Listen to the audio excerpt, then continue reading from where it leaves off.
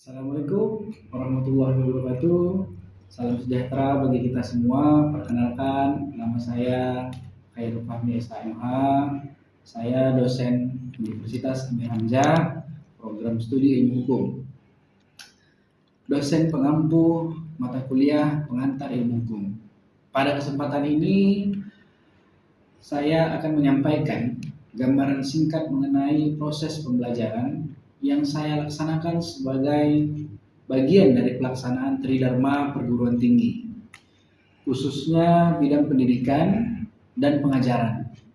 Mata kuliah pengantar ilmu hukum merupakan mata kuliah dasar yang dirancang untuk memberikan pemahaman kepada mahasiswa mengenai konsep-konsep prudensial ilmu hukum.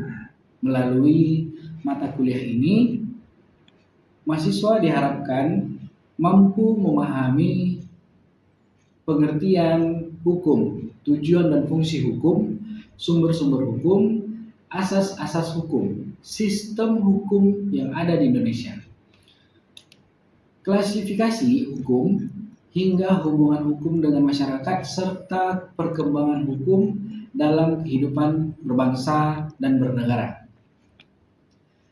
Dalam proses ini, saya menerapkan pendekatan yang berpusat pada mahasiswa, student corporate learning, dengan mengombinasikan metode ceramah interaktif, diskusi kelompok, studi kasus, tanya jawab, dan presentasi.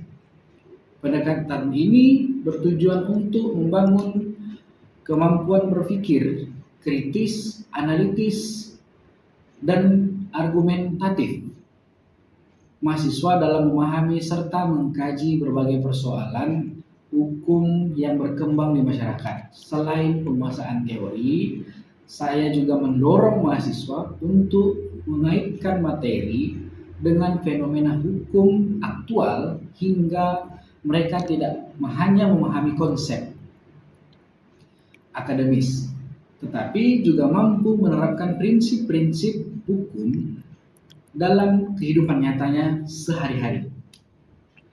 Dengan demikian, proses pembelajaran menjadi lebih kontekstual, relevan, dan bermakna.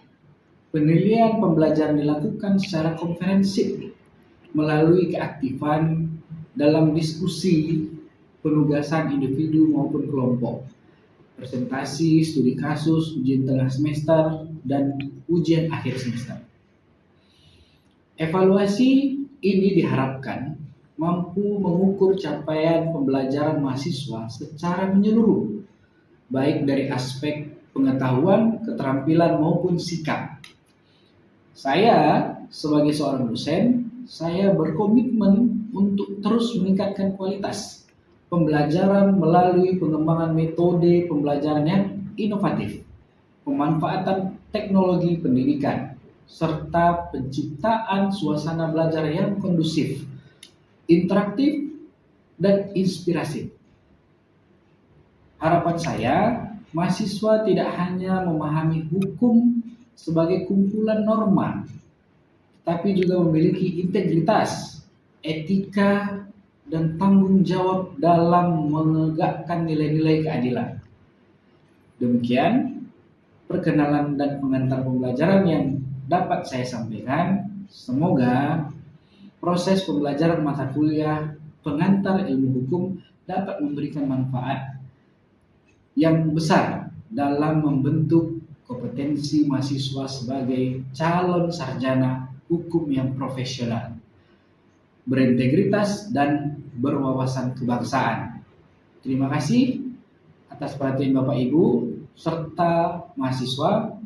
Berikut saya tampilkan video pembelajaran saya tentang pengantar ilmu hukum. Wassalamualaikum warahmatullahi wabarakatuh.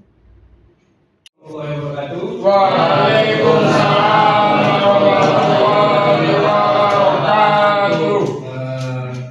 Baik, pertemuan hari ini tentang pengantar ilmu hukum, dosennya saya.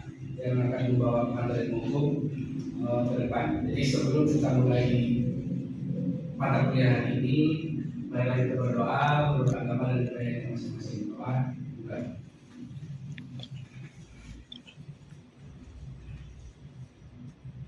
Doa selesai.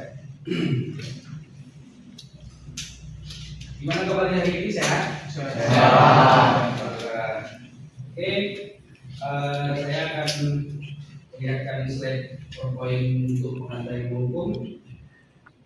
Ada pendahuluan.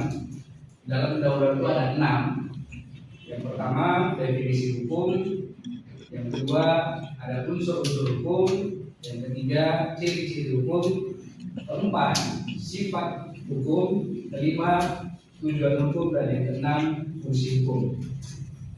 Nah, sebelum saya menjelaskan tentang definisi hukum, kiranya ada yang sudah tahu apa ini definisi hukum? Baik, kalau sudah ada yang tahu, saya akan memberikan jawaban.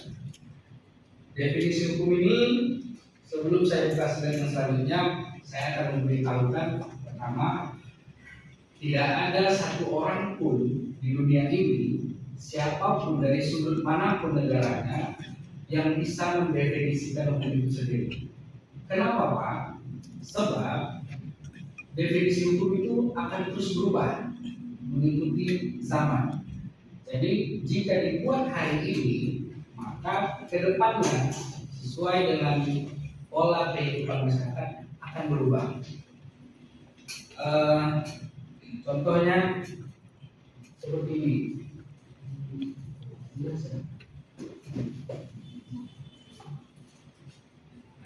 Kan benar saya bilang, hingga saat ini belum ada kesepakatan definisi hukum di kalangan para ahli. Sebab ahli juga bingung bagaimana menetapkan definisi itu pada saat itu, pada tahun itu, untuk menetapkan definisi hukum itu sendiri.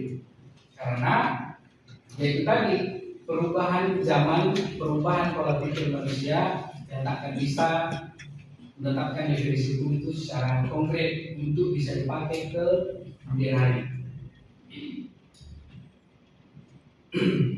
Lanjut.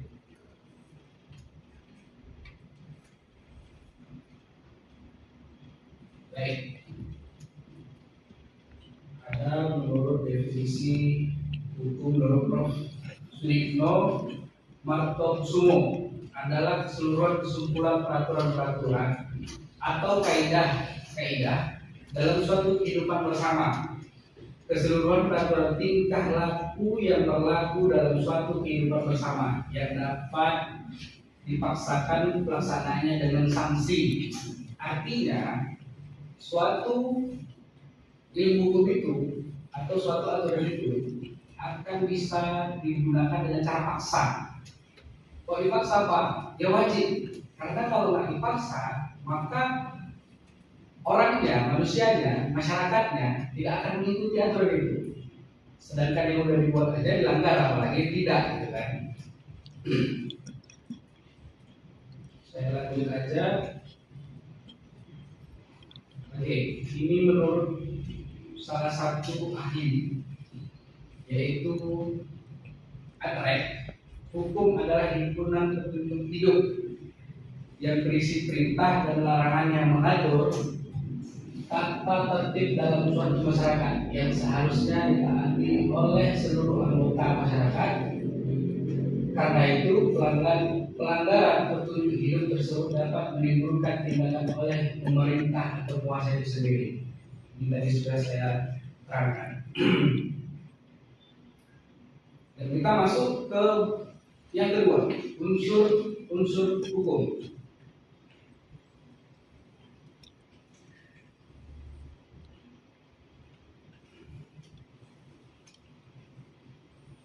Nah, unsur-unsur hukum itu ada 4. Yang pertama, hukum mengatur tingkah laku atau tindakan manusia dalam masyarakat. Yang kedua, peraturan hukum ditetapkan oleh lembaga atau badan yang berwenang untuk itu.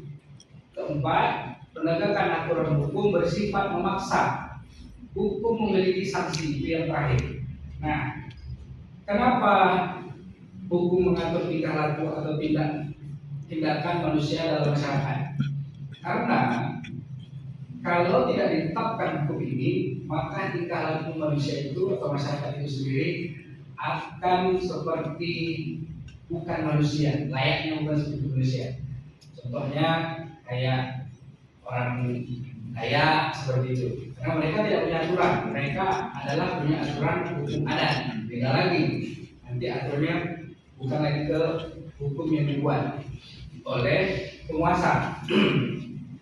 Dan yang kedua, peraturan ditetapkan oleh lembaga atau badan yang berwenang untuk itu. Nah, makanya tadi saya katakan aturan itu dibuat oleh suatu lembaga atau suatu negara yang punya kesepakatan untuk menetapkan hukum itu sendiri. Dan keempat, menegakkan aturan hukum bersifat memaksa. Balik lagi kita flashback yang pertama, hukum itu memaksa masyarakat itu sendiri untuk kita harus ikut dengan aturan yang terbuat, yang dibuat oleh negara itu sendiri. Kenapa? Ya itu tadi, kalau nggak kita ikuti, ya kita nggak akan punya aturan.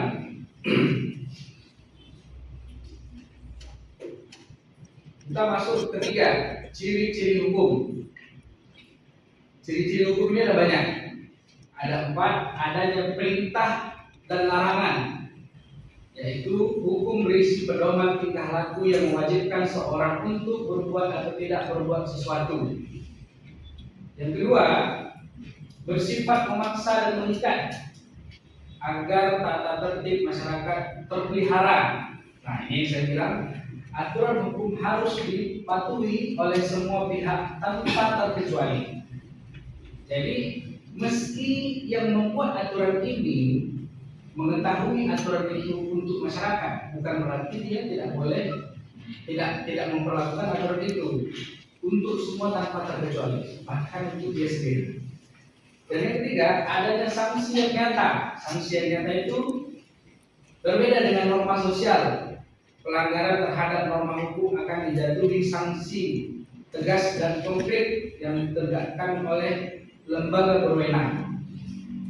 Maksudnya di sini adalah tindakan langsung. Contoh, ketika adik-adik sekalian dalam berkendara melanggar lampu merah, sudah dipastikan jika ada polisinya, maka adik-adik akan stop. Kenapa melanggar aturan itu?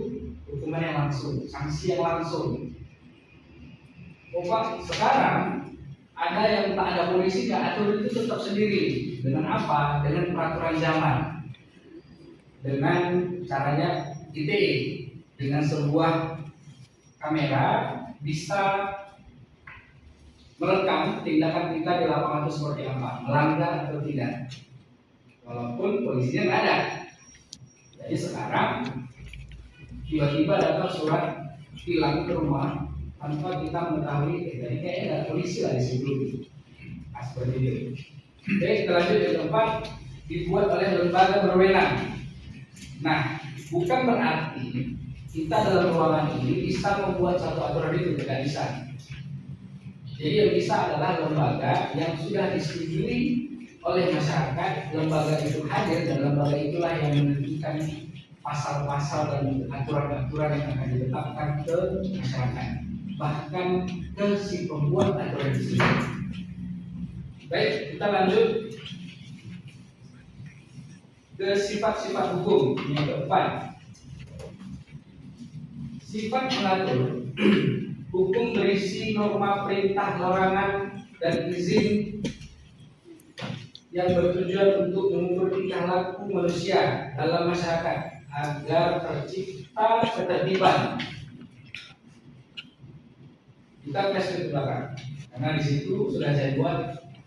Contohnya adalah aturan lalu lintas yang mengatur kelancaran berkendaraan. Nah, tadi sudah saya jelaskan di awal.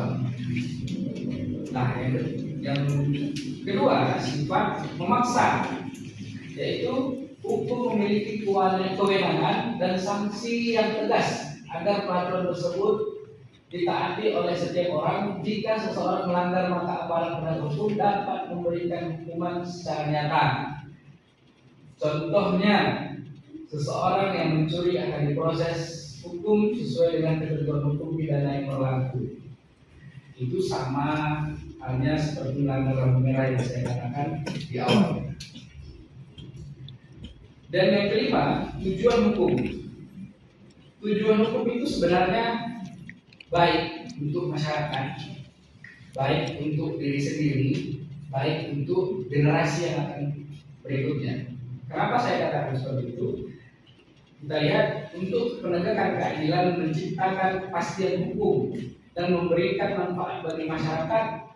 Ketiga, nilai dasar ini harus berjalan seimbang untuk menjaga ketertiban, melindungi hak asasi dan mencegah masyarakat bertindak semena-mena. Ya, kalau sempat masyarakatnya bertindak semena-mena, ya bahaya kan? Kenapa saya bilang bahaya? Ya misalnya nanti pacar saya dari orang, mama saya dari orang, tapi tidak tembusan seperti itu. Hanya tujuan hukum itu baik untuk masyarakat itu sendiri, untuk orang itu sendiri. Nah, kita masuk ke fungsi terakhir. Fungsi utama hukum itu adalah sebagai sarana pengendalian sosial atau menjaga ketertiban, penyelesaian sengketa atau konflik, dan rekayasa sosial, mendorong perubahan masyarakat. Hal ini ditunjukkan untuk mencapai 3 nilai dasar: keadilan, manfaat, kepastian hukum. Nah, fungsi hukum itu sendiri sudah dijelaskan bahwasanya agar setiap masyarakat itu mendapatkan keadilan yang pasti, mendapatkan kemanfaatan dan kepastian hukum. Manfaatnya itu ya bisa jadi ketika kita dalam keadaan terdesak, ancaman oleh seseorang, maka pihak yang berwenang tempat kita mengadukan keluh kesah kita itu akan memberikan kepastian hukum itu kepada kita. Baik, cukup untuk tentang materi hari ini, dan saya mungkin akan bertanya. Pertanyaan saya ini sebenarnya menyangkut mata kuliah kita hari ini dan mata kuliah kita yang sebelumnya tentang PHI, Pengantar Hukum Indonesia. Maka saya akan bertanya kepada adik-adik tentang apa perbedaan PHI itu dengan PIH. PHI itu adalah Pengantar Hukum Indonesia, PIH itu adalah Pengantar Ilmu Hukum.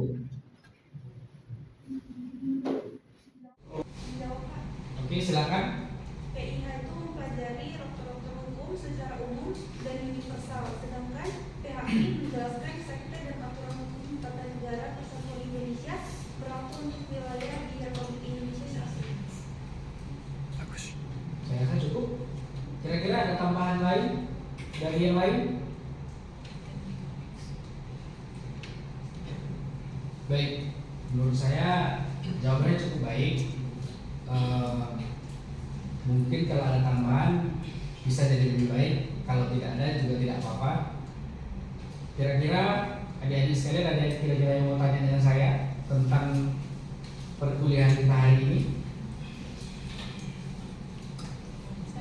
Ya, silakan. Saya Melani Perhubungan ingin menanyakan tentang tujuan hukum yang sudah dijelaskan tadi. Kan yang sudah dijelaskan tadi itu ada hukum itu untuk keadilan, kepastian, dan manfaat. Bisa Bapak jelaskan kembali lebih rinci apa saja sih Pak tujuan dari hukum tersebut? Tujuan dari hukum tersebut, dia akan terbagi 3 golongan dengan 3 teori. Teori yang pertama teori keadilan, teori yang kedua adalah teori kemanfaatan, dan yang ketiga adalah teori kepastian hukum. Nah, teori keadilan ini akan menjelaskan tentang bagaimana seseorang yang mendapatkan tindakan kriminal akan mendapatkan keadilan sesuai dengan pasal yang berlaku dalam Undang-Undang Perdata Bayar Pidana. Dan yang kedua, teori kemanfaatan. Manfaatnya akan berdampak positif bagi pelaku yang mendapatkan tindak pidana kejahatan dan akan berdampak buruk bagi si pelaku karena harus mempertanggungjawabkan perbuatan yang telah dia lakukan. Yang ketiga, teori kepastian hukum. Kepastian itu tidak akan berubah, tidak akan bisa dibayar, tidak akan tergantikan jika sebuah pengadilan, sebuah putusan yang diberikan kepada si pelaku tindak kejahatan sesuai dengan kejahatan yang dilakukan. Contoh, tadi ada saya jelaskan bahwasanya pencurian, anggaplah pencurian itu pencurian ayam kira-kira ya. Nah, maka si pencuri itu wajib mempertanggungjawabkan di pengadilan, akan diputuskan oleh pengadilan hukuman penjara. Kira-kira pidananya sekitar kurang lebih 5 tahunan. Nah, dan itu akan dia dapatkan dan itu akan pasti dia dapatkan, tidak akan bergeser. Jadi kalau kita belajar secara teori ya, tapi kalau belajar secara kenyataannya di luar sana, aduh, lari. Oke, saya rasa itu jawaban saya. Kakak cukup? Oke, kalau cukup, terima kasih. Saya akan saya akan melanjutkan perkuliahan ini di minggu depan dengan materi yang baru, dengan bab yang baru.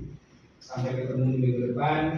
Terima kasih. Saya sudahi Dr. Hidayat. Wassalamualaikum warahmatullahi wabarakatuh. Waalaikumsalam warahmatullahi wabarakatuh.